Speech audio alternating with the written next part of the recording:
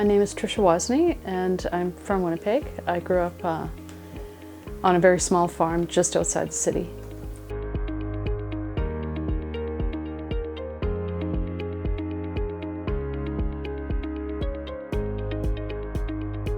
I want my pieces to look modern and contemporary, but like they were unearthed from an archaeological dig. So I like using materials that I can distress. So I use a lot of fire with my silver to deform it and give it a patina. And there's something about the used and the old and the discarded that holds a lot of meaning for me. And so I like my work to look that way, intentionally. And I think that is a key for the aesthetic that I work with. I love using materials that have had another life. There's something very, poignant to me about finding an object at the secondhand store, seeing its well-wornness, and thinking about all the hands that may have touched it, where it might have been, what it might have seen. And so, just as an example, I have this beautiful compact. It says Sadie on it. And to me, this looks like it's probably from the late 40s, maybe the 1950s, when women actually carried compacts. You know, there's a mirror inside, place for your face powder. And the fact that it's engraved with the name Sadie, there's something about that. Who was Sadie? And where did she go? There's something beautiful about that to me. And this is a pretty object, but I can feel that way about things that aren't pretty. I can feel that way about things that are rugged and maybe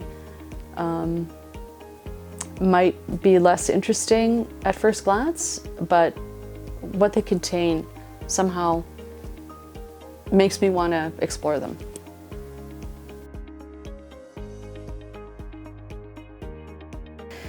When I was in a residency on Vancouver Island, it was within a public garden, and we were there in May, and everything starts blooming. And I was really interested in this garden. It had been created by someone who, in their estate, left it to the municipality so it could be used for artists' residencies. And I had the idea there that perhaps one of the things I could do is try to sort of replicate some of the flowers in that garden and then pair them with flowers from my own garden in Manitoba, because I like plants and they're important to me. So this is a piece I made during the residency. It's a poppy, and I actually plucked a petal from the poppy outside and used it as a model, and then cut this out of shopping bags. And then I used other components from the thrift store, like this earring that I placed in there, nail polish to give the color, and then this is a vintage skipping rope. So I made this piece, which, is meant to be a neck piece. And when I got back to Winnipeg, I decided I wanted to pursue this idea that I mentioned of replicating flowers from my own garden. And so I just recently finished this, which is a peony. And I have a peony like this, very similar to this in my garden, with a very bright pink center. And again, I cut the petals from recycled shopping bags, and I was lucky enough to find another vintage skipping rope in Winnipeg, same style, different color. And so that's one small idea of how my process might work. Another one would be, I'll just show you a piece I made for the crafted fashion show this year. It's a silver necklace, and in this case I used a stone that I had, and I traced around the shape of stones and then use that as the shape for the silver pieces, both in negative space and positive space. And then I put them, I solder them together with a torch and put them together that way. So even though this has less of a story in a way, it still has the idea of a natural, organic object that I liked and used the shape of to make the work.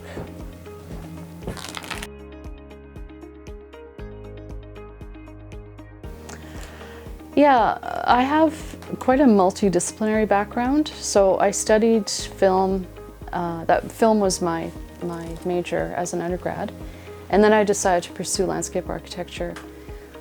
Although I never actually wanted to be a landscape architect per se, I really loved the idea of learning more about land and the landscape, because growing up on a small farm, the land always had a lot of meaning for me.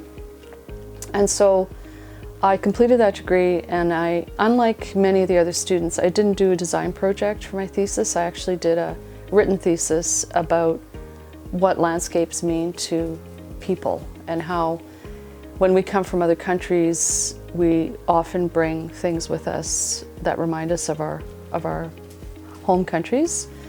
And the attachment to that has been a big part of my art practice, both in my writing and also in my work as a jeweler, because I tend to make jewelry that has not just decorative aspects, but that possess some story behind them as well.